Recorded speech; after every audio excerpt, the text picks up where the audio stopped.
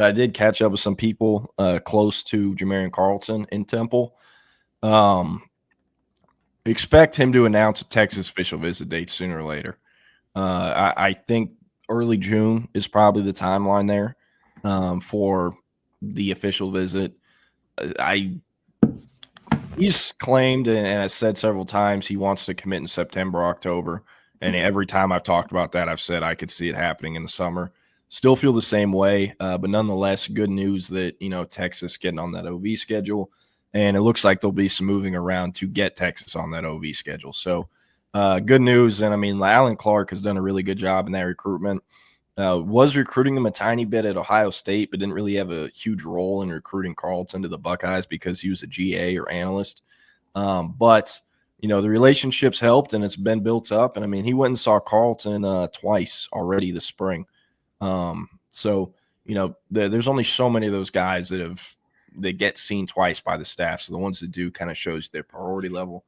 And then Jason Bradford, Oklahoma State corner committed to the Pokes a couple weeks ago. The big jumbo corner I like at Temple, I've talked a lot about, 6'2.5", 195, long arms, runs track, varsity basketball starter since a sophomore year too, and a phenomenal kid. One that Texas kind of had on the radar for a long time, even with Terry Joseph, Blake Gideon, but an offer hasn't been extended. And one of the times when Alan Clark did see Jamarion Carlton at his school in the last few weeks, he brought Kenoto Hudson, the Texas Nichols coach, with him.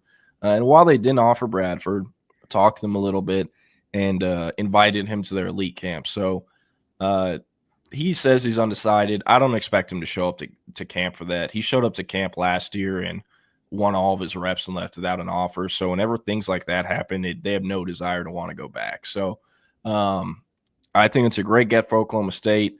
Very lazy comp, but they kind of have another Corey Black almost, which is Kobe Black's older brother.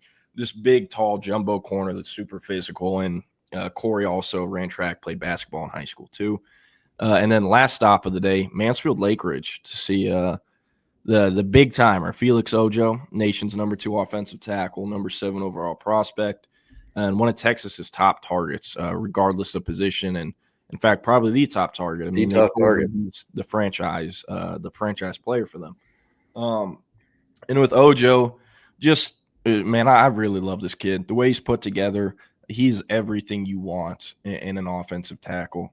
And especially nowadays, and you have to invest 7 figures into 5-star offensive tackles, you feel so much better investing 7 figures into a Felix Ojo than you would 90% of these other 5-star offensive tackles, because he's wired the right way. And with him, Mansfield Lake Ridge, they were either 1-9 last year or 0-10. The year before, about the same record.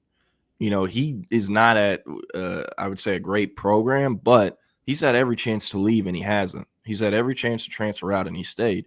It kind of shows you what the mental is. He also plays hard all 4 quarters and practices hard the entire practice for 2 hours in, the afternoon Texas May sun. So, again, just great kid put together the right way. Regardless of where he goes, he's going to be successful with all the stuff he has going for him. Pretty much still the same. I view it as Texas, Ohio State, pretty much tied at the top or very close. If there is a school with the lead right now, I do think it's Texas by a little bit. But, again, that's very close, and OVs are going to play a part. After Texas and Ohio State, there's a gap, and then I think the order is pretty much Oklahoma, Florida. Took 3 OVs recently to Texas Tech, Ole Miss, and Colorado. I would genuinely be shocked if he even visits any of those 3 programs again. I do not expect him to end up at those. So some great stuff there out of Lake Ridge. And the most important thing, too, it is some of these interviews can be awkward sometimes because they are high schoolers, right? And they do read a lot of stuff that gets put online, Twitter, especially for other guys their position. And a big dynamic and thing that's been talked about in the Texas recruiting world is it Ojo or is it Turntine? Who's better? Who's the guy they're going to get? Very few people are talking about them actually potentially teaming up. And I asked him, hey, you're the guy they've been linked to for a long time, but so is John Turntine. Have you kind of thought about, teaming up with him, or would you want to go your own route and, make sure like you're 1000% the guy in the class, all that? And I mean, he basically said, look, like no matter where I go, I have to earn my spot, whether John Turntine's in the class or not. And he also brought up like so many people think they're going to opposite schools, but they talk and they have talked about teaming up at Texas. They actually almost teamed up in high school. North Crowley was trying to get Ojo over there. And, obviously, like I said, stayed at Lake Ridge. But I do think the possibility of those two ending up at Texas is a lot greater than most people think. It's greater than I thought, to be honest, before yesterday. But, nonetheless, great news out of Lake Ridge. And then this morning was out at Aledo to see Caden Finley. And, I mean, man, Aledo just they do such a great job. It is so easy to see why they have a deep playoff runner in the state game every year. There's no standing around at practice. Everything is organized, structured. It's like you're at a college. And whenever you see this many schools practices in a row and then you go to one like Aledo, that shit is very easy to notice and really stands out. Obviously was there to see Caden Finley. They got a few other kids, 2027 D lineman Timon Meeks, 26 DB Cameron Hall, and then a young 28 that has an Auburn offer that'll be a Power 4 kid too. But with Finley, still keeping his cards kind of close to the vest, is kind of one of those kids that you have to get in person to get some news there, just because they do keep all the info in house for the most part. And the point I'm trying to get to, half of his official visits hadn't even been reported yet. Yeah. They've been booked for several weeks. He has a Texas OV, a Notre Dame OV that's been reported for a while. Same with an Arizona State one. But he also has Louisville, UCLA, I believe, and then Texas A&M. So those are kind of the ones. I do think it's going to be Texas, Notre Dame. If it isn't those two, I think it's because it's A&M. But again, I think it'll be Texas or Notre Dame. I actually caught up with someone today on the Fighting Irish side of things, this recruitment. Some crystal balls have gone in there in favor of Notre Dame in the last few weeks. I don't know if Notre Dame even has that confidence. A lot of people for the longest time have kind of thought like there's no way he doesn't end up at Texas. And those people still kind of feel the same way.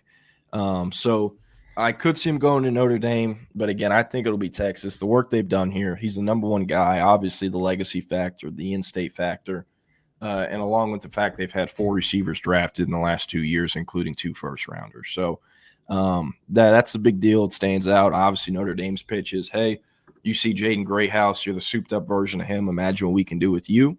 It will be close. It is close, but still leaning Texas in the long run. Has kind of a commitment date tentatively set for 4th of July. Says that's what he intends to do, but that, if he wants to do it before or after that date, he's going to do it before or after that date. But seems like there'll be a ceremony, so no matter what, I do think there'll be an announcement or a heads up on at least the date. Chris Jackson saw him last week, coming out next week. So 2 visits in the spring. Notre Dame was also there today. That was the second time Notre Dame has seen him this spring, the receivers coach.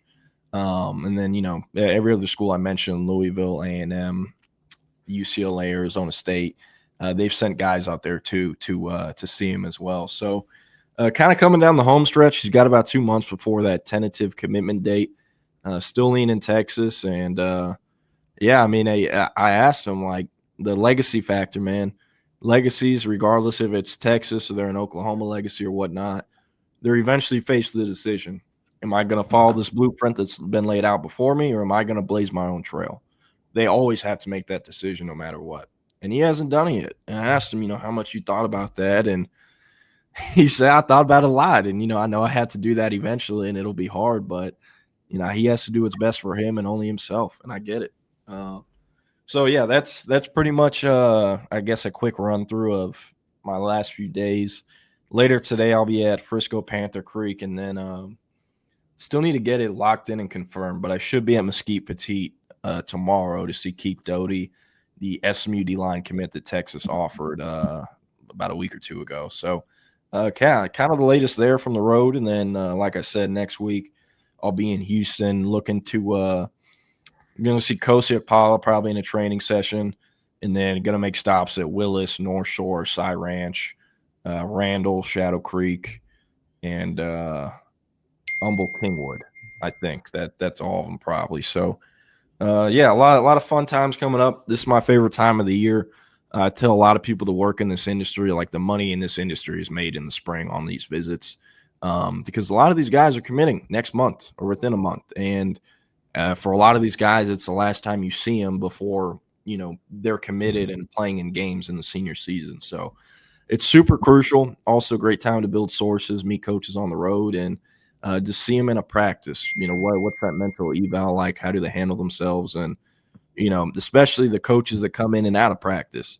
How different is he acting when the coach recruiting him is there? How different is he acting when the coach recruiting him is not there? So, always a fun time. But I don't know. Where do you wanna bounce anywhere from here? I do, yeah. You've been on the road, and so have the Texas staff. Kyle Flood went out to the West Coast, went to Arizona, offered a couple names on Monday. Probably the most notable was Aaron Thomas, a 6'6" offensive tackle at a Mountain Point, which is the same school where Christian Clark went, Texas running back who suffered a ACL injury about this time last year. Maybe it was in the summer. I'm not too sure. I think it was fall camp because I Fall remember it camp. happened. I remember it happened about a week after Baxter. Right. And if I remember correctly, it was either Baxter's injury or the Clark injury. The news broke while I was at Khalil Lockett's commitment ceremony.